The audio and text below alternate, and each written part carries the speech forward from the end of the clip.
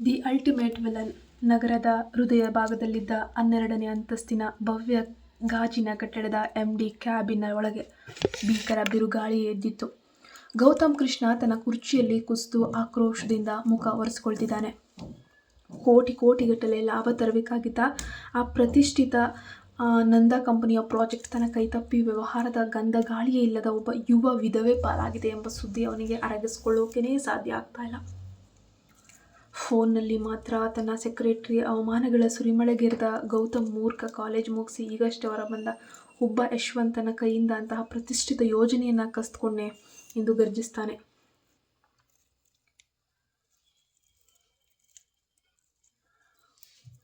ಯಶವಂತನ ಹಿನ್ನೆಲೆಯ ಫೈಲ್ ನೋಡ್ತಿದ್ದಂಗೆ ಗೌತಮ್ಗೆ ಒಳಗೊಳಗೆ ನಡುಕ ಶುರುವಾಗುತ್ತೆ. ಆತ ಮಾರುಕಟ್ಟೆಯಲ್ಲೇ ಎದುರಾಳಿಯನ್ನ ದೇವರೇ ಆ ಯಶವಂತನ ಮುಟ್ಟಿದವನು ಗೌತಮ್ ಸಾಮ್ರಾಜ್ಯವನ್ನು ನಡುಗಿಸ್ತಾನೆ. ಗೌತಮ್ ಈಗ ಗರ್ವದ ಕೈಯಲ್ಲಿದ್ದಾನೆ ಅಂತ ಪಿಸುಗುಡ್ತಾನೆ.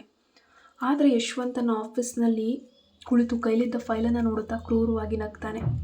ಈ 10 ವರ್ಷಗಳ ಬಿಸ್ನೆಸ್ ಎಕ್ಸ್ಪೀರಿಯನ್ಸು ಈ ಯಶವಂತನಿಗೆ ಹೇಗೆ ತಲೆಬಾಗುತ್ತೆ ಅಂತ ನೀವೇ ನೋಡ್ತೀರಾ. ನನ್ನ ಚಿನ್ನದ ಭಾವ ನೋಡಿ ನನಗೆ ಸವಾಲು ಹಾಕ್ಕೊಂಡನು. ಸಂಜೆ ಕತ್ತಲಾಗ್ತಿದ್ದಂತೆ ಯಶವಂತ ತನ್ನ ಕಳುಕಪ್ಪು ಬಣ್ಣದ ಐಷಾರಾಮಿ ಕಾರ್ನಲ್ಲಿ ಮನೆಗೆ ಹೊರಡ್ತಿದ್ದಾನೆ. ಆದರೆ ದಾರಿಯ ಮಧ್ಯೆ ನಿರ್ಜನ ರಸ್ತೆಯಲ್ಲಿ ಅವನು ಕಾರು ದಿಢೀರನೆ ಕೈ ಕೊಟ್ಟೇ ಬಿಡುತ್ತೆ, ನಿಂತು ಬಿಡುತ್ತೆ. ಯಶವಂತ್ ಕೋಪದಿಂದ ಕಾರಿನಿಂದ ಇಳಿಯಲು ಡೋರ್ ತೆಗೆದಿದ್ದಾಗ ಟಪಾರ್ ಅಂತ ಹೇಳಿ ಹಿಂದೆಯಿಂದ ಅತಿ ವೇಗದಲ್ಲಿ ಬರ್ತಾ ಇದ್ದಂತಹ ಒಂದು ಹತೋಟಿ ತಪ್ಪಿ ಬಂದ ಕೆಂಪು ಬಣ್ಣದ ಕಾರೊಂದು ಯಶವಂತನ ಕಾರಿನ ಹಿಂಭಾಗಕ್ಕೆ ಬಲವಾಗಿ ಡಿಕ್ಕಿ ಹೊಡೆಯುತ್ತೆ. ಇಡೀ ರಸ್ತೆಯಲ್ಲಿ ಒಂದು ಕ್ಷಣ ನಡುಗುವಂತಾಯಿತು. ಯಶವಂತನ ಹೊಸ ಕಾರಿನ ಹಿಂಭಾಗ ಸಂಪೂರ್ಣವಾಗಿ ಪ್ಲಾಸ್ಟರ್ ಆಗೋಯ್ತು. ಕೋಪ ನೆತ್ತಿಗೇರಿದ ಯಶವಂತ ಕಣ್ಣುಗಳಲ್ಲಿ ಬೆಂಕಿ ಉಗುಳುತ್ತಾ ಕಾರಿನಿಂದ ಇಳಿದು ಹಿಂದಿನ ಕೆಂಪು ಕಾರಿನ ಬಳಿಗೆ ಧಾವಿಸ್ತಾನೆ. ಅಲ್ಲಿ ಒಬ್ಬ ಹುಡುಗಿ ಭಯದಿಂದ ಸ್ಟೀರಿಂಗ್ ವೀಲ್ ಮೇಲೆ ಹೊರಪಿಸ್ಕೊಂಡು ಮುಂದೆ ತನ್ನ ಕಾರ್ ಡಿಕ್ಕಿಯನ್ನು ಹೊಡೆದ ಜಾಗವನ್ನೇ ದಿಟ್ಟಿಸುತ್ತಾ ನಿಂತಿದ್ಲು.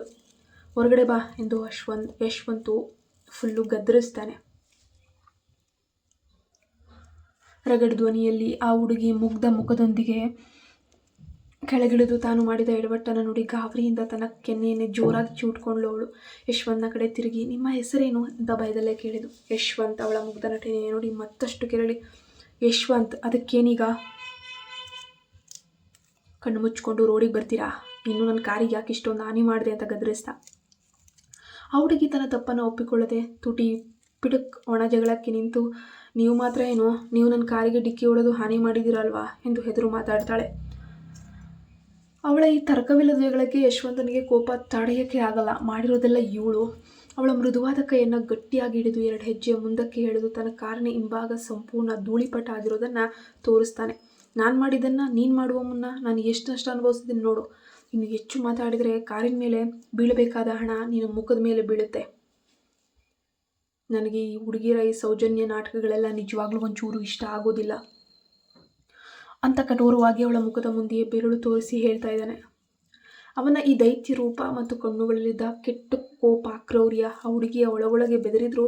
ಹೊರಗೆ ಮಾತ್ರ ಗತ್ತಿನಿಂದಲೇ ಈಗ ನಾನು ಏನು ಮಾಡಲಿ, ಈಗ ಕೇಳಿದರೆ ನಾನು ಪರಿಹಾರ ಕೊಡ್ತೀನಿ, ಕಾಂಪನ್ಸೇಷನ್ ಕೊಡ್ತಾ ಇರಲಿಲ್ವಾ ಅಂತ ಹೇಳ್ತಾಳೆ.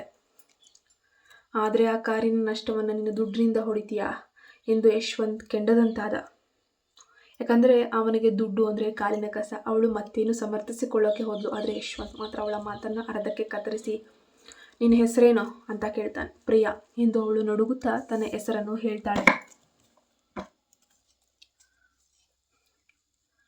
ಸರಿ ಅಂತ ಹೇಳಿದ ಯಶವಂತ್ ಅವಳ ಕೈಲಿದ್ದ ಕೆಂಪು ಕಾರಿನ ಕೀಲಿಗಳನ್ನು ಬಲವಂತವಾಗಿ ಕಿತ್ಕೊಂಡ್ಬಿಡ್ತಾನೆ. ಕಸ್ಕೊಂಡು ತನ್ನ ಕಾರಿನ ಕೀಲಿಯನ್ನು ಅವಳ ಮುಖದ ಮುಂದೆ ಎಸಿತಾನೆ. ನಾನು ನಿನಗೆ ಕೇವಲ 2 ದಿನಗಳು ಸಮಯ ಕೊಡ್ತೀನಿ. ನನ್ನ ಕಾರು ನನಗೆ ಮೊದಲಿನ ಹಾಗೇ ಸಿಗಬೇಕು. ಏನಾದರೂ ಒಂದು ಚೂರು ವ್ಯತ್ಯಾಸ ಆಗಿಬಿಟ್ರೂ ಕೂಡ ಈ ಬಾರಿ ಮಾತಿನಲ್ಲಿ ಹೇಳಿದ್ದೀನಿ, ಅದು ಮಾತಿನಲ್ಲಿ ಮುಗಿಯಲ್ಲ. ನನ್ನ ಕಾರನ್ನು ತೊಗೊಂಡು ಹೋಗಿ ನಿಮ್ಮ ಮನೆಯ ಮುಂದೆ ಅಪಘಾತ ಮಾಡಿ ಕಸದ ಥರ ಎಸ್ದು ಬರ್ತೀನಿ, ನೆನಪಿರಲಿ ಎಂದು ಬೆದರಿಕೆ ಹಾಕಿ ಅಲ್ಲಿಂದ ಕ್ಯಾಬ್ ಹತ್ತಿ ಹೊರಟೇ ಹೋಗ್ತಾನೆ. ಪ್ರಿಯಾ ಅವನು ಹೋಗ್ತಿದ್ದ ದಿಕ್ಕನ್ನೇ ಕೋಪ ಮತ್ತು ಭಯ ಮಿಶ್ರಿತ ಕಣ್ಣುಗಳಿಂದ ನೋಡುತ್ತಾ ದೊಡ್ಡ ದೈತ್ಯನ ಥರ ಇದ್ದಾನೆ, ನಾನಿನ್ನು ಸ್ವಲ್ಪ ಮಾತಾಡಿದರೆ ನನ್ನ ಮುಖಕ್ಕೆ ಹೊಡಿತಾ ಇದ್ನೋ ಏನೋ ಅಂತ ಹೇಳಿ ನಾನೇಕೆ ಹೆದರಬೇಕು. ನನ್ನ ಅಣ್ಣ ಗೌತಮ್ಗೆ ಒಂದು ಮಾತು ಹೇಳಿದರೆ ಇವನ ಕಥೆನೇ ಮುಗಿದು ಹೋಗುತ್ತೆ ಅಂತ ಯೋಚಿಸುತ್ತಾ ತಕ್ಷಣ ತನ್ನ ಅಣ್ಣ ಗೌತಮ್ ಕೃಷ್ಣನಿಗೆ ಫೋನನ್ನು ಹಚ್ತಾಳೆ. ಮತ್ತೊಂದೆಡೆ ಯಶವಂತ್ ಮನೆಗೆ ಬಂದಾಗ ಕಾರು ಇಲ್ಲದಿರುವುದನ್ನು ಕಂಡು ಅವನ ತಾಯಿ ವಸುಂಧರಾ ಗೊಂದಲದಿಂದ ಅಯ್ಯೋ, ಕಾರೇನಾಯಿತು ಬಾಬು ಅಂದ್ಲು. ಯಶವಂತ್ ರಸ್ತೆಯಲ್ಲಿ ಒಬ್ಬಳು ಕಣ್ಣು ಮುಚ್ಚಿ ಡ್ರೈವ್ ಮಾಡಿ ಕಾರಿಗೆ ಸರಿಯಾಗಿ ಡಿಕ್ಕಿ ಹೊಡೆದು ಅದನ್ನು ಹಿಗ್ಗ ಮುಗ್ಗ ಡ್ಯಾಮೇಜ್ ಮಾಡಿಟ್ಟಿದ್ದಾಳೆ. ನಾನು ಕಾರನ್ನು ರಿಪೇರಿ ಮಾಡಿ ಕಳಿಸಲು ಹೇಳಿ ಬಂದಿದ್ದೀನಿ ಅಂತ ಸಿಟ್ಟಿನಿಂದ ಹೇಳಿ ಸ್ನಾನ ಮಾಡೋಕೆ ಅಂತ ಹೇಳಿಬಿಟ್ಟು ಆತ ಹೋಗ್ತಾನೆ. ಸ್ನಾನ ಮುಗಿಸಿ ಕೆಳಗೆ ಬಂದಾಗ ಯಶವಂತ್ಗೆ ಸೋಫಾದ ಮೇಲೆ ಕುಳಿತು ತನ್ನ ಕೈಯಲ್ಲಿದ್ದ ಸುಂದರವಾದ ಪೆನ್ಸಿಲ್ ಸ್ಕೆಚ್ ಅನ್ನು ನೋಡುತ್ತಾ ಅಳುತ್ತಿದ್ದ ತನ್ನ ತಾಯಿ ಕಂಡ್ಲು. ವಸುಂಧರಾ ಕಣ್ಣೀರು ಒರೆಸಿಕೊಳ್ಳುತ್ತಾ, ನನ್ನ ಮಕ್ಕಳ ಮೇಲೆ ನಾವ್ಯಾಕೆ ಹೀಗೆ ಸೇಡು ತೀರಿಸ್ಕೊಳ್ತಿದ್ದೀವಿ ಯಶವಂತ್ ಅಂತ ದೀನಲಾಗಿ ಕೇಳ್ತಾಳೆ. ಯಶವಂತ್ ಮುಖ ಭಾವನೆ ಕಲ್ಲಿನಂತಿತ್ತು. ತಕ್ಷಣ ಎದ್ದು ವಸುಂಧರಾ ಕೈ ಹಿಡಿದು ಮೆಟ್ಟಿಲುಗಳ ಮೇಲಿಂದ ರಹಸ್ಯ ಕೋಣೆಯೊಳಗೆ ಕರೆದೊಯ್ದ. ಅಲ್ಲಿ ಮಂಚದ ಮೇಲೆ ಚಲನೆಯಿಲ್ಲದ ನಿರ್ಜೀವವಾಗಿ ಮಲಗಿದ ತನ್ನ ತಂದೆ ಜಯದೇವ್ ಅವರನ್ನು ತೋರಿಸ್ತಾನೆ. ಈ ಮನುಷ್ಯನನ್ನು ಈ ಪರಿಸ್ಥಿತಿಯಲ್ಲಿ ನೋಡಿದ ಮೇಲೂ ನೀನು ಇನ್ನೂ ಆ ಗೌತಮ್ ಕುಟುಂಬವನ್ನು ಕ್ಷಮಿಸ್ತೀಯಾ ತಾಯಿ ಎಂದು ಯಶವಂತ್ ಆಕ್ರೋಶದಿಂದ ಅತ್ತ ಪ್ರಿಯಾ ತನ್ನ ಅಣ್ಣ ಗೌತಮ್ಗೆ ಫೋನ್ ಮಾಡಿ, ಅಣ್ಣ ಇಲ್ಲಿ ಒಂದು ಸಣ್ಣ ಆಕ್ಸಿಡೆಂಟ್ ಆಯಿತು, ಒಬ್ಬ ದೈತ್ಯ ನನಗೆ ತುಂಬ ಬೆದರಿಕೆ ಹಾಕಿ ನನ್ನ ಕಾರ್ ಕೀನ ತೊಗೊಂಡು ಹೋಗ್ಬಿಟ್ಟಿದ್ದಾನೆ ಅಂತ ದೂರನ್ನು ನೀಡ್ತಾಳೆ. ಗೌತಮ್ ಆತಂಕದಿಂದ, ನಿನಗೇನೂ ಆಗಿಲ್ಲ ತಾನೆ ಪ್ರಿಯಾ, ಆ ಜಾಗ ಲೊಕೇಶನ್ ಕಳಿಸು, ನಾನು ವಿಕಿಯನ್ನು ಕಳಿಸಿ ಕಾರನ್ನು ವ್ಯಕ್ತಿಯ ವಿವರಗಳನ್ನು ಪತ್ತೆ ಹಚ್ಕೊಳ್ತೀನಿ ಅಂತ ಹೇಳಿ ಆಜ್ಞಾಪಿಸ್ತಾನೆ. ಪ್ರಿಯಾ ಮನೆಗೆ ಬಂದು ತನ್ನ ನದುವಿನ ಜೊತೆ ದೈತ್ಯನ ಬಗ್ಗೆ ಜಗಳವಾಡುತ್ತಾ, ಅವನು ಖಂಡಿತ ಮನುಷ್ಯನಲ್ಲ ವದಿನ, ನನ್ನಂಥ ಮುಗ್ಧ ಹುಡುಗಿ ಮೇಲೆ ಕೂಗಾಡ್ತಾನೆ, ನನಗೆ ತುಂಬ ಎದುರಿಸ್ತಾ ಅಂತ ಮೂಗು ಮುರಿದ್ಲು. ಅದರೊಳಗೆ ಗೊತ್ತಿರಲಿಲ್ಲ ನನ್ನ ಅಣ್ಣ ಗೌತಮ್ ಕೃಷ್ಣನ ಇಡೀ ಸಾಮ್ರಾಜ್ಯವನ್ನೇ ಧೂಳಿಪಟ ಮಾಡೋಕ್ಕೆ ಕಾಯ್ತಾ ಇರುವಂತಹ ಅಸಲಿ ಖಳನಾಯಕನೇ ಆ ಯಶವಂತ ಅಂತ. ಮರುದಿನ ಬೆಳಗ್ಗೆ ಗೌತಮ್ ಕೃಷ್ಣ ಅಮೆರಿಕಾದ ಪ್ರತಿಷ್ಠಿತ ಹೋಟೆಲ್ನ ಇಂಟರ್ನ್ಯಾಷನಲ್ ಬಿಸ್ನೆಸ್ ಮೀಟಿಂಗ್ಗೆ ಸೂಟ್ ಧರಿಸಿ ರೆಡಿ ಆಗ್ತಾ ಇದ್ದ. ಅಷ್ಟರಲ್ಲಿ ಅವನ ಸೆಕ್ರೆಟರಿ ಬೆವರುತ್ತಾ ಹೊರಡು ಬಂದು ಫೋನ್ ನೀಡ್ತಾನೆ. ಲೈನ್ನಲ್ಲಿದ್ದ ಗೌತಮನ ಪರಮ ಆಪ್ತ ಗಿರೀಶ್ ಗಾಬರಿಯಿಂದ ಅರಚುತ್ತಾನೆ.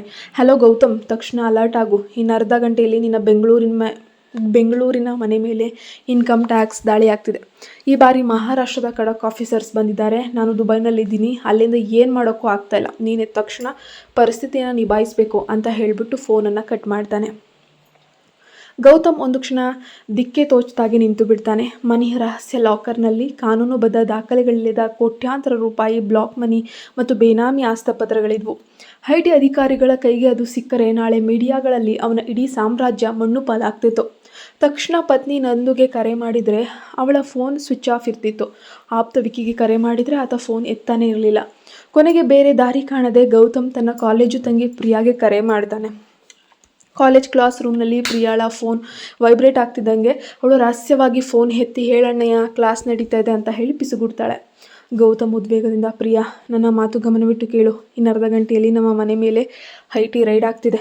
ನಂದು ಫೋನ್ ಸ್ವಿಚ್ ಆಫ್ ಇದೆ, ವಿಕಿ ಸಿಗ್ತಿಲ್ಲ, ಮನೆಯ ಲಾಕರ್ನಲ್ಲಿರೋ ಕಪ್ಪು ಹಣ ಮತ್ತು ಬೇನಾಮಿ ಪೇಪರ್ಸ್ ಯಾರ ಕಣ್ಣಿಗೂ ಬೀಳಬಾರ್ದು. ನಾನು ಒರಿಜಿನಲ್ ಪೇಪರ್ಸ್ ಲೀಸ್ಟನ್ನು ಕಳಿಸ್ಕೊಡ್ತೀನಿ, ಬಾಕಿ ಎಲ್ಲವನ್ನ ತಕ್ಷಣ ಅಲ್ಲಿಂದ ಸಾಗಿಸಲೇಬೇಕು. ಅದು ಈಗ ನನ್ನ ಕೈಲಾಗಲ್ಲ, ನಿನ್ನಿಂದ ಮಾತ್ರ ಇದು ಸಾಧ್ಯ ಅಂತ ಹೇಳ್ತಾನೆ. ಸೆಕ್ರೆಟ್ರಿ ಗಾಬರಿಯಿಂದ, ಸರ್ ಅವಳು ಒಬ್ಬಳೇ ಹೆಂಗೆ ತಾನೇ ಮ್ಯಾನೇಜ್ ಮಾಡೋಕ್ಕಾಗುತ್ತೆ ಎಂದಾಗ ಗೌತಮ್ ಹೆಮ್ಮೆಯಿಂದ, ಅವಳು ನನ್ನ ತಂಗಿ, ನನ್ನ ರಕ್ತ, ಅವಳ ಶಕ್ತಿ ನಿನಗೆ ಗೊತ್ತಿಲ್ಲ ಅಂತ ಹೇಳ್ತಾನೆ. ಆದರೆ ಕಾಲೇಜಿನಿಂದ ಮನೆಗೆ ಬರಲು ಟ್ರಾಫಿಕ್ನಲ್ಲಿ ಕನಿಷ್ಠ 1 ಗಂಟೆ ಬೇಕಿತ್ತು, ಆದರೆ ಇರುವುದು ಕೇವಲ 30 ನಿಮಿಷ. ಪ್ರಿಯಾಗೆ ಪರಿಸ್ಥಿತಿಯ ಗಂಭೀರತೆ ಅರ್ಥವಾಯಿತು. ಅವಳು ತಕ್ಷಣ ಉಪನ್ಯಾಸಕರ ಪಾಠ ಮಾಡ್ತಿದ್ದಾಗ ಸಡನ್ನಾಗಿ ಬೆಂಚಿನ ಮೇಲೆ ಬಿದ್ದು ತಲೆ ಸುತ್ತಿ ಮೂರ್ಛೆ ಹೋದಂತೆ ಅದ್ಭುತವಾಗಿ ನಟಿಸಿದ್ಲು. ಇಡೀ ಕ್ಲಾಸ್ ಗಾಬರಿಯಿಂದ ಬಂದಾಗ ಲೆಕ್ಚರರ್ ಪ್ರಿಯಾಳನ್ನು ಹೊರಗೆ ಕಳಿಸಿದ್ರು. ಕಾರಿಡಾರ್ ದಾಟುತ್ತಿದ್ದಂಗೆ ಪ್ರಿಯಾ ಕಣ್ಬಿಟ್ಟು, ಫ್ರೆಂಡ್ಸ್ ಅರ್ಜೆಂಟ್ ಕೆಲಸ ಇದೆ, ನಾನು ನಾಳೆ ಬರ್ತೀನಿ, ಮ್ಯಾನೇಜ್ ಮಾಡಿ ಅಂತ ಹೇಳಿ ಓಡಿ ಹೋದ್ಲು. ಕಾಲೇಜ್ನಿಂದ ಹೊರಗೆ ಬಂದ ಪ್ರಿಯಾ ಸಿಟಿ ಟ್ರಾಫಿಕ್ ನೋಡಿ ಕಂಗಾಲಾಗ್ಬಿಟ್ಲು. ಅಷ್ಟರಲ್ಲೇ ಅಲ್ಲಿಗೆ ಆಸ್ಪತ್ರೆಯ ಆ್ಯಂಬುಲೆನ್ಸ್ ಒಂದು ಬರುವುದನ್ನು ಕಂಡು ತಕ್ಷಣ ಅದನ್ನು ತಡೆದು ಲಿಫ್ಟ್ ಕೇಳಿದ್ಲು. ಡ್ರೈವರ್, ಇದೇನು ಟ್ಯಾಕ್ಸಿನ ಅಮ್ಮ, ದಾರಿ ಬಿಡು ಎಂದಾಗ ಪ್ರಿಯಾ ಯೋಚಿಸಿದೆ. ತನ್ನ ಕೈಯಲ್ಲಿದ್ದ ಚಿನ್ನದ ಬಳೆಯನ್ನು ಕಳಚಿ ಅವನ ಕೈಗಿಟ್ಟು ಬಲವಂತವಾಗಿ ಒಳಗೆ ಕೂದ್ಲು. ದಾರಿಯಲ್ಲಿ ಆ್ಯಂಬುಲೆನ್ಸ್ ನಿಧಾನವಾಗಿ ಸಾಗುತ್ತಿರುವುದನ್ನು ಕಂಡು ಪ್ರಿಯಾ, ಅಣ್ಣ ಸೈಡಿಗೆ ಬಾ ಎಂದು ಡ್ರೈವರ್ನ ಪಕ್ಕಕ್ಕೆ ತಳ್ಳಿ ತಾನೇ ಆ್ಯಂಬುಲೆನ್ಸ್ ಸ್ಟೇರಿಂಗನ್ನೇ ಹಿಡಿದುಬಿಟ್ಲು. ಎಂತಹ ಕಿರಾತ್ಕಿ ಇರಬೇಕು ಇವಳು. 5 ನಿಮಿಷದಲ್ಲಿ ಆ್ಯಂಬುಲೆನ್ಸನ್ನು ರೇಸ್ ಥರ, ಕಾರ್ ಥರ ಮಿಂಚಿನ ವೇಗದಲ್ಲಿ ಓಡಿಸಿ ಮನೆ ತಲುಪಿದ್ಲು. ಮನೆಯೊಳಗೆ ಓಡಿ ಬಂದಾಗ ಕೆಲಸದವಳು ಓಡಿ ಬಂದು, ಪ್ರಿಯಮ್ಮ, ನಂದು ಮೇಡಮ್ಗೆ ಹುಷಾರಿಲ್ಲ, ಕಣ್ಣು ತಿರುಗ್ತಾ ಇವೆ ಅಂದ್ಲು. ಆದರೆ ಪ್ರಿಯಾಗೆ ಸಮಯವಿರಲಿಲ್ಲ.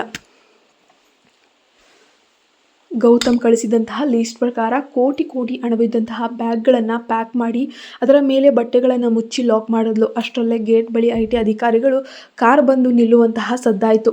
ಪ್ರಿಯಾಳ ಎದೆ ಬಡಿತ ಜೋರಾಗಿ. ತಕ್ಷಣ ಅವಳು ಬ್ಯಾಗನ್ನು ಹಿಡಿದು ಬಾಲ್ಕನಿಗೆ ಬಂದಾಗ ಪಕ್ಕದ ಮನೆಯ ಟೆರೆಸ್ ಮೇಲೆ ಒಂದು ಸಣ್ಣ ಹುಡುಗ ಆಟವಾಡುತ್ತಿರುವುದನ್ನು ಕಾಣ್ತು.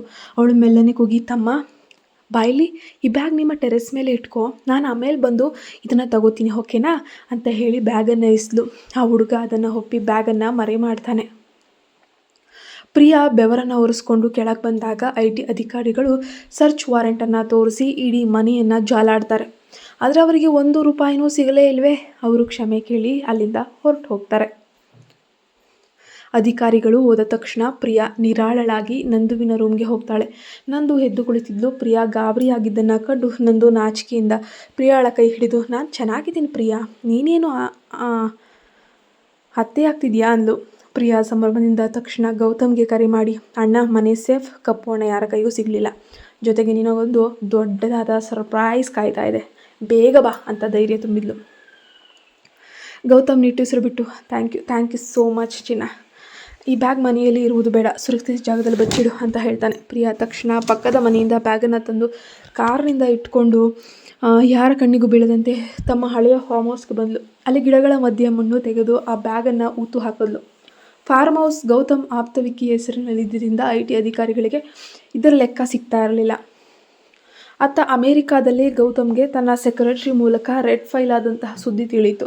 ಜೊತೆಗೆ ಆ ದಾಳಿಯ ಹಿಂದೆ ಯಶವಂತನ ಕೈವಾಡ ಇದೆ ಅನ್ನುವಂತಹ ಎಂಬ ಅಸಲಿ ಸತ್ಯವೂ ಕೂಡ ಈಗ ರಿವೀಲ್ ಆಗಿತ್ತು.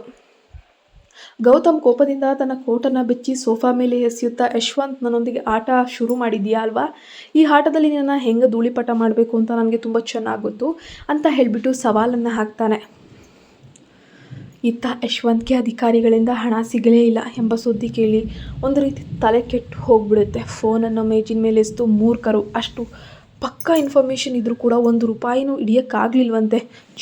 ಸರಿ ಗೌತಮ್, ನಿನ್ನ ಟೈಮ್ ಚೆನ್ನಾಗಿಲ್ಲ ಅನ್ಕೋಬೇಡ, ಯಶವಂತ್ ನೇರವಾಗಿ ಫೀಲ್ಡಿಗೆ ಇಳಿದ್ರೆ ಏನಾಗುತ್ತೆ ಅಂತ ನಾಳೆಯಿಂದ ನೀನೇ ನೋಡ್ತೀಯ ಎಂದು ಸಿಂಹದಂತೆ ಗರ್ಜಿಸ್ತಾನೆ. ಪ್ರಿಯಾ ಮತ್ತು ಯಶವಂತ್ ನಡುವಿನ ಅಸಲಿ ಮುಖಾಮುಖಿ ದಿನ ಅನ್ನುವಂಥದ್ದು ಹತ್ತಿರ ಆಗ್ತಾನೆ ಬರ್ತಾ ಇದೆ. ಯಶವಂತ ನಡುವಿನ ಅಸಲಿ ಮುಖಾಮುಖ ಯಾವಾಗ ನೋಡ್ಕೊಳ್ತಾರೆ? ಮಾರನೇ ದಿನ ಬೆಳಗ್ಗೆ ಯಶವಂತನ ಐಷಾರಾಮಿ ಆಫೀಸ್ ಸೀಟ್ನಲ್ಲಿ ಕುಳಿತು ತಣ್ಣನೆ ನಗ್ತಾ ಇದ್ದಾನೆ. ಗೌತಮ್ ಮನೆಯ ಮೇಲಿನ IT ರೇಟ್ ಫೇಲ್ ಆಗಿರಬಹುದು, ಆದರೆ ಗೌತಮ್ ಸಾಮ್ರಾಜ್ಯದ ಅಡಿಪಾಯ ನಡಗಿದೆ ಎಂಬುದು ಅವನಿಗೆ ಚೆನ್ನಾಗಿ ಗೊತ್ತಿತ್ತು. ಅಷ್ಟರಲ್ಲೇ ಅವನ ಫೋನ್ ರಿಂಗ್ ಅನ್ನಿಸ್ತು. ಕರೆಯನ್ನು ಸ್ವೀಕರಿಸಿದ ವಿಕಿ, ಏನಾಯಿತು? ಆತ ಕಡೆಯಿಂದ ಗೌತಮ್ ಆಪ್ತ ವಿಕಿ ನಡುಗುವ ಧ್ವನಿ, ಸರ್, ನಾನು ಗೌತಮ್ ಅವರ ಕಡೆಯಿಂದ ಮಾತಾಡ್ತಿದ್ದೀನಿ. ಆ ದಿನ ನಿಮ್ಮ ಕಾರಿಗೆ ಆಕ್ಸಿಡೆಂಟ್ ಮಾಡಿದ್ಲಲ್ಲ ಪ್ರಿಯಾ, ಅವಳ ಕಾರ್ ಮೆಕ್ಯಾನಿಕ್ ಶೆಡ್ನಿಂದ ರೆಡಿಯಾಗಿ ಬಂದಿದೆ. ನಿಮ್ಮ ಕಾರಿನ ಕೀಲಿಗಳನ್ನು ವಾಪಸ್ ಕೊಡಲು ನಾನು ಬಂದಿದ್ದೇನೆ ಅಂತ ಹೇಳ್ತಾನೆ. ಯಶವಂತ್ ಕಣ್ಣುಗಳಲ್ಲಿ ಕ್ರೌರ್ಯದ ಮಿಂಚಿತ್ತು. ಅವನು ಫೋನ್ನಲ್ಲೇ ಜೋರಾಗಿ ನಕ್ಕು, ಯಾರು? ಆ ಪ್ರಿಯಾಳೆ ಆಕ್ಸಿಡೆಂಟ್ ಮಾಡಿ ನನಗೆ ಎಚ್ಚರಿಕೆ ಕೊಟ್ಟು ಈಗ ಬೇರೆಯವ್ರನ್ನ ಕಳಿಸಿದ್ದಾಳ. ಅವಳಿಗೆ ಅಷ್ಟೊಂದು ಕೊಬ್ಬ, ಹೋಗಿ ಅವಳಿಗೆ ಹೇಳು, ನನಗೆ ಈ ಕಾರ್ ಬೇಡ, ನಾನು ಈ ಕಾರನ್ನು ಒಂದು ಕೊಲೆ ಮಾಡಲು ಬಳಸ್ತೀನಿ, ಆಮೇಲೆ ಪೊಲೀಸರು ಬಂದು ಇದು ಕೊಲೆ ಕೇಸ್ ಅಂತ ಹೇಳಿಬಿಟ್ಟು ಅವಳನ್ನೇ ಅರೆಸ್ಟ್ ಮಾಡ್ತಾರೆ ಅಂತ ಹೇಳಿ ಜೋರಾಗಿ ಗರ್ಜಿಸ್ಬಿಡ್ತಾನೆ. ವಿಕಿ ಗಾಬರಿಯಿಂದ, ಸರ್ ಪ್ಲೀಸ್ ಹಾಗೆಲ್ಲ ಮಾಡಬೇಡಿ ಅಂತ ಹೇಳಿ ಬೇಡ್ಕೊಳ್ತಾನೆ. ಆದರೆ ಯಶವಂತ್ ಕೇಳಲಿಲ್ಲ. ಕಾರ್ ಬೇಕಿದ್ದರೆ ಆ ಪ್ರಿಯಾಳನ್ನೇ ಖುದ್ದಾಗಿ ಬಂದು ನನ್ನ ಹತ್ರ ವಾವ್! ವಿಕಿ ಗಾಬರಿಯಿಂದ, ಸರ್ ಪ್ಲೀಸ್ ಹಾಗೆಲ್ಲ ಮಾಡಬೇಡಿ ಎಂದು ಬೇಡಿಕೊಂಡನು. ಆದರೆ ಯಶವಂತ್ ಕೇಳಲಿಲ್ಲ. ಕಾರ್ ಬೇಕಿದ್ದರೆ ಆ ಪ್ರಿಯಾಳನ್ನೇ ಖುದ್ದಾಗಿ ಬಂದು ನನ್ನ ಮುರಿದು ಹೋಗಿರೋ ಕಾರನ್ನು ತಗೊಂಡು ಹೋಗೋ ಕೇಳು, ಇಲ್ದಿದ್ರೆ ಈ ಕಾರಿನ ಆಸೆ ಬಿಡಲು ಹೇಳು ಅಂತ ಕರೆಯನ್ನು ಕಡಿತಗೊಳಿಸಿದರು. ವಿಕಿ ತಕ್ಷಣ ಪ್ರಿಯಾಳ ಮನೆಗೆ ಹೊರಬಂದು ನಡೆದ ವಿಷಯನೆಲ್ಲ ವಿವರಿಸಿದ್ರು. ಪ್ರಿಯಾ, ಆ ಯಶವಂತ್ ಸೀರಿಯಸ್ ಆಗಿ ತುಂಬ ಡೇಂಜರಸ್ ಮ್ಯಾನು, ನೋಡೋಕೆ ಎಷ್ಟು ಹ್ಯಾಂಡ್ಸಮ್ ಆಗಿ ಇಂಟೆಲಿಜೆಂಟ್ ಆಗಿ ಕಾಣ್ತಾನೋ ಒಳಗಡೆ ಅಷ್ಟು ದೊಡ್ಡ ಸೈಕೋ. ನೀನೇ ಖುದ್ದು ಹೋಗಿ ಅವನ ಹತ್ರ ನಿನ್ನ ಕಾರನ್ನ ತೊಗೊಂಡು ಬಾ, ಇಲ್ದಿದ್ರೆ ಅವನು ಏನಾದರೂ ಎಡವಟ್ ಮಾಡ್ತಾನೆ ಅಂತ ಹೆದರಿಸ್ತಾರೆ. ಪ್ರಿಯಾ ತನ್ನ ರೂಮ್ನಲ್ಲಿ ಕನ್ನಡಿಯ ಮುಂದೆ ನಿಂತು ಯೋಚಿಸೋಕ್ಕೆ ಶುರು ಮಾಡ್ತಾಳೆ. ವಾವ್, ಇಡೀ ಸಿಟಿಯನ್ನೇ ನಡುಗಿಸೋ ನನ್ನ ಅಣ್ಣನನ್ನು ಬೆವರಿಸಿದ IT ರೈಡನ್ನೇ ನಾನು ಜಾಣ್ಮೆಯಿಂದ ಫೇಲ್ ಮಾಡಿದೆ. ಆದರೆ ಆ ದೈತ್ಯ ಯಶವಂತ್ ಮಾತ್ರ ನನ್ನ ಹೆಸರು ಕೇಳಿದ್ರೆ ಸಾಕು ನಡುಗುವಂತೆ ಮಾಡ್ತಾನಲ್ಲ. ಯಾರಿವನು? ನಾನು ಇವನಿಗೆ ಹೆದರಬೇಕಾ? ಇಲ್ಲ, ನಾನೇ ಖುದ್ದಾಗಿ ಹೋಗಿ ಅವನ ಮುಖಾಮುಖಿ ಆಗ್ತೀನಿ ಅಂತ ಹಠದಿಂದ ಜೀನ್ಸ್ ಮತ್ತು ಕಪ್ಪು ಕುರ್ತಾವನ್ನು ಧರಿಸಿ ಗತ್ತಿನಿಂದ ಯಶವಂತನ ಆಫೀಸ್ ಕಡೆ ಹೊರಟಳು. ಯಶವಂತನ ಐಷಾರಾಮಿ ಆಫೀಸ್ ಕ್ಯಾಬಿನ್ ಒಳಗೆ ಪ್ರಿಯಾ ಕಾಲಿನ ಮೇಲೆ ಕಾಲು ಹಾಕಿ ಕುಳಿತಿದ್ದ ಯಶವಂತನ ಮುಂದೆ ಬಂದು ನಿಂತಳು. ಅವಳನ್ನು ನೋಡಿದ್ರೂ ನೋಡದಂತೆ ಯಶವಂತನ ಫೈಲ್ ನೋಡುವುದರಲ್ಲೇ ಬ್ಯುಸಿಯಾಗಿದ್ದ. ಹಲೋ ಮಿಸ್ಟರ್ ದೈತ್ಯ, ನನ್ನ ಕಾರ್ ಕೀ ಕೊಡಿ ಅಂತ ಪ್ರಿಯಾ ನೇರವಾಗಿ ಅವನ ಮೇಜಿನ ಮೇಲೆ ಕೈ ಇಟ್ಟು ಕೇಳಿದ್ಲು. ಯಶ್ವಂತ್ ನಿಧಾನವಾಗಿ ತಲೆ ಎತ್ತಿ ತನ್ನ ಕಡುಕಪ್ಪು ಕಣ್ಣುಗಳಿಂದ ಅವಳನ್ನು ತದೇಕಚಿತ್ತವಾಗಿ ನೋಡ್ತಾ ಇದ್ದಾನೆ. ಅವನ ಗಂಭೀರ ನೋಟಕ್ಕೆ ಪ್ರಿಯಾಳ ಎದೆ ಒಳಗಡೆ ಲಬ್ ಡಬ್ ಲಬ್ ಡಬ್ ಲಬ್ ಡಬ್ ಬಂದರೂ ಹೊರಗೆ ಧೈರ್ಯ ಪ್ರದರ್ಶನ ಮಾಡ್ತಿದ್ದಾಳೆ. ಓಹೋ, ಕೊನೆಗೂ ಆ ಕೆಂಪು ಕಾರಿನ ಹುಡುಗಿ ತಾನೇ ನಡೆದುಕೊಂಡು ಬಂದಿದ್ದಾಳಲ್ವಾ ಎಂದು ಯಶ್ವಂತ್ ವ್ಯಂಗ್ಯವಾಗಿ ನಗ್ತಾನೆ. ನನ್ನ ಕಾರು ಮೊದಲಿನ ಹಾಗೆ ರೆಡಿಯಾಗಿದೆಯಾ ಅಂತ ಕೇಳ್ತಾನೆ. ಪ್ರಿಯಾ ಮುನಿಸಿನಿಂದ ಹೌದು, ನಿಮ್ಮ ಕಾರಿಗಿಂತ ಚೆನ್ನಾಗಿಯೇ ರೆಡಿ ಮಾಡಿಸ್ಕೊಟ್ಟಿದ್ದೀನಿ. ಈಗ ನನ್ನ ಕಾರ್ ಕೀ ಕೊಡಿ, ನಾನು ಹೋಗಬೇಕು, ಐ ಆಮ್ ವೆರಿ ಬ್ಯುಸಿ ಅಂತ ಹೇಳ್ತಾಳೆ. ಯಶ್ವಂತ್ ಕುರ್ಚಿಯಿಂದ ಎದ್ದು ಅವನು ಅವಳ ತೀರ ಹತ್ತಿರ ಬಂದು ನಿಂತಾಗ ಪ್ರಿಯಾ ಒಂದು ಹೆಜ್ಜೆ ಹಿಂದೆ ಇಟ್ಲು. ಯಶ್ವಂತ್ ಕೀಲಿ ಕೈಯನ್ನು ಗಾಳಿಯಲ್ಲಿ ತಿರುಗಿಸುತ್ತಾ, ನಾನು ಹೇಳಿದ್ನಲ್ಲ ಪ್ರಿಯಾ, ನನಗೆ ಅಷ್ಟು ಸುಲಭವಾಗಿ ಯಾವುದು ಕೂಡ ತೃಪ್ತಿ ತರಲ್ಲ. ನೀನು ನನ್ನ ಕಾರಿಗೆ ಡಿಕ್ಕಿ ಹೊಡೆದಾಗ ನನ್ನ ಮನಸ್ಸಿಗೆ ಆದ ಗಾಯಕ್ಕೆ ಯಾರು ಪರಿಹಾರ ಕೊಡ್ತಾರೆ ಎಂದು ಉಪ್ಪು ಖಾರ ಸವರಿ ಜಗಳವನ್ನು ಶುರು ಮಾಡ್ಕೊಳ್ತಾನೆ. ನೋಡಿ, ನಾನೇನು ತಿಳಿಯದೆ ತಪ್ಪು ಮಾಡಿದೆ, ಅದಕ್ಕೆ ಕಾರ್ ರಿಪೇರಿ ಮಾಡಿಸ್ಕೊಟ್ಟಿದ್ದೀನಿ ತಾನೆ, ಅದನ್ನು ಹಿಡ್ಕೊಂಡು ಹೀಗೆ ಸೈಕೋ ಥರ ಆಡಬೇಡಿ, ಇರೋದನ್ನೆಲ್ಲ ಹೇಳಿದ್ರೆ ಸರಿಗಿರಲ್ಲ ಅಂತ ಪ್ರಿಯಾ ಸಿಟ್ಟಿನಿಂದ ಕೂಗಾಡಿದ್ಲು. ಹಾಂ, ಸೈಕೋನಾ? ಯಶ್ವಂತ್ ಅವಳ ಕೈಯನ್ನು ಸಡನ್ನಾಗಿ ಗಟ್ಟಿಯಾಗಿ ಹಿಡಿದು ತನ್ನ ಕೆಳಗೆ ಹಿಡಿದುಕೊಳ್ತಾನೆ. ಇಬ್ಬರ ಕಣ್ಣುಗಳು ಒಂದಕ್ಕೊಂದು ಸಂಧಿಸಿದ್ವು. ಪ್ರಿಯಾಳ ಶ್ವಾಸ ಜೋರಾಯಿತು. ಹೌದು, ನಾನು ಸೈಕೋನೆ. ಈ ಯಶ್ವಂತ್ ಇಷ್ಟಪಟ್ಟರೆ ಏನು ಬೇಕಾದರೂ ತನ್ನದಾಗಿಸ್ಕೊಳ್ಬಲ್ಲ, ದ್ವೇಷಿಸಿದರೆ ಧೂಳಿಪಟ ಮಾಡಬಲ್ಲ. ನಿನ್ನ ಅಣ್ಣ ಗೌತಮ್ ಸಾಮ್ರಾಜ್ಯವನ್ನೇ ನಜ್ಜುಗುಜ್ಜು ಮಾಡೋ ತಾಕತ್ತು ನನಗಿದೆ, ಇನ್ನು ನೀನು ಯಾವ ಲೆಕ್ಕ ಎಂದು ಅವಳ ಕಣ್ಣಲ್ಲಿದ್ದ ಹೆದರಿಕೆಯನ್ನು ಆಸ್ವಾದಿಸ್ತಾ ಹೇಳ್ತಾನೆ. ಪ್ರಿಯಾ ತನ್ನ ಕೈಯನ್ನು ಬಿಡಿಸಿಕೊಳ್ಳಲು ಪ್ರಯತ್ನಿಸುತ್ತಾ, ನನ್ನ ಅಣ್ಣನ ಹೆಸರನ್ನು ನಿನ್ನ ಬಾಯಲ್ಲಿ ತರಬೇಡ, ನನ್ನ ಅಣ್ಣನಿಗೆ ಗೊತ್ತಾದರೆ ನಿನ್ನ ಸುಮ್ಮನೆ ಬಿಡಲ್ಲ ಅಂತ ಹೇಳಿ ಎಚ್ಚರಿಸ್ತಾಳೆ. ಯಶ್ವಂತ್ ಅವಳ ಕೈಯನ್ನು ಬಿಟ್ಟು ಜೋರಾಗಿ ನಗುತ್ತಾ, ನಿನ್ನ ಅಣ್ಣನಿಗೆ ಹೇಳು, ಈ ಯಶ್ವಂತ ಮುಕ್ತವಾಗಿ ಸವಾಲಾಗ್ತಿದ್ದಾನೆ ಅಂತ. ಸದ್ಯಕ್ಕೆ ನೀನು ಈ ಕಾರ್ ಕೀಲಿ ಇಲ್ಲೇ ಇರಲಿ, ನಾಳೆ ಬೆಳಗ್ಗೆ ನನ್ನ ಮನೆಗೆ ಬಂದು ನನ್ನ ತಾಯಿ ಆಶೀರ್ವಾದ ತೊಗೊಂಡು ನಿನ್ನ ಕಾರನ್ನು ತೊಗೊಂಡು ಹೋಗ್ಬೋದು, ಇಲ್ದಿದ್ರೆ ಏನಾಗುತ್ತೆ ಅಂತ ನಿನ್ನ ಅಣ್ಣನ್ನೇ ಹೋಗಿ ಕೇಳ್ಕೊ ಎಂದು ಕೀಯನ್ನು ಮತ್ತೆ ಜೇಬಿಗೆ ಹಾಕ್ಕೊಳ್ತಾನೆ. ಪ್ರಿಯಾ ಕೋಪದಿಂದ ಇಡೀ ಆಫೀಸ್ ಧೂಳಾಗುವಂತೆ ಅವನನ್ನು ದಿಟ್ಟಿಸಿ, ನಾಳೆ ನಾನು ಬರ್ತೀನಿ, ನಿನ್ನ ಈ ಅಹಂಕಾರವನ್ನು ಹೇಗೆ ಮುರಿಬೇಕು ಅಂತ ನನಗೆ ಗೊತ್ತು ಅಂತ ಜೋರಾಗಿ ಬಾಗಿಲನ್ನು ಬಡಾರನೆ ಹಾಕಿ ಅಲ್ಲಿಂದ ಹೊರಟು ಹೋಗ್ತಾಳೆ.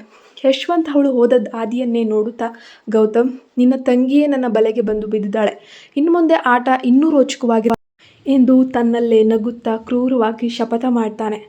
ಇವರಿಬ್ಬರ ಈ ಜುಗಲ್ಬಂದಿ ಎಲ್ಲಿಗೆ ಹೋಗಿ ನಿಲ್ಬೋದು? ಇಬ್ಬರು ಪ್ರೀತಿಯಲ್ಲಿ ಬೀಳ್ತಾರಾ ಅಥವಾ ಅಣ್ಣನ ರೀತಿ ಇವನ ಮೇಲೆ ದ್ವೇಷನೇ ಸಾಧಿಸ್ತಾಳಾ ಈ ಹುಡುಗಿ? ನೋಡೋಣ ಮುಂದಿನ ಭಾಗದಲ್ಲಿ.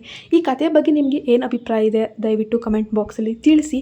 ಹಾಗೆ ಲೈಕ್ ಮಾಡಿ ಮತ್ತು ಸಬ್ಸ್ಕ್ರೈಬ್ ಆಗಿ ನೋಟಿಫಿಕೇಷನ್ನ ಆನ್ ಮಾಡಿ ಇಟ್ಕೊಂಡ್ರೆ ನಿಮಗೆ ಭಾಗ 2 ತಕ್ಷಣ ಸಿಗುತ್ತೆ, ನಿಮ್ಮ ಫೋನಲ್ಲಿ ಕಾಣಿಸ್ಕೊಳ್ಳುತ್ತೆ. ಹಾಗೆ ಪ್ಲೀಸ್ ಈ ಕಥೆಯನ್ನು ಹೈಪ್ ಮಾಡೋದನ್ನು ಮರಿಬೇಡಿ. ನೀವು ಹೈಪ್ ಮಾಡೋದ್ರಿಂದ ಈ ಕತೆಗೆ ತುಂಬ ಜನ ಆಡಿಯನ್ಸ್ ಬರ್ತಾರೆ ಮತ್ತು ಈ ಕತೆಗೆ ಹೆಚ್ಚು ವೀಕ್ಷಣೆ ಸಿಗುತ್ತೆ, ನಮ್ಮ ಕಷ್ಟಕ್ಕೆ ಒಂದು ಪ್ರತಿಫಲ ಸಿಕ್ಕ ಹಾಗಾಗುತ್ತೆ. ಪ್ಲೀಸ್ ಹೈಪ್ ಮಾಡೋದನ್ನು ಮರಿಬೇಡಿ. ಆದಷ್ಟು ಬೇಗ ಮುಂದಿನ ವೀಡಿಯೋ ಜೊತೆಗೆ ಪ್ರತಿದಿನ 4 ಕಥೆಗಳ ಜೊತೆಗೆ ನಿಮ್ಮ ಜೊತೆಗೆ ಸಿಗ್ತೀನಿ, ಬೆಳಗ್ಗೆ, ಮಧ್ಯಾಹ್ನ, ಸಂಜೆ. ಮಿಸ್ ಮಾಡದೆ ಕಥೆಯನ್ನು ಆಗಾಗ ಚೆಕ್ ಮಾಡ್ತಾಯಿರಿ.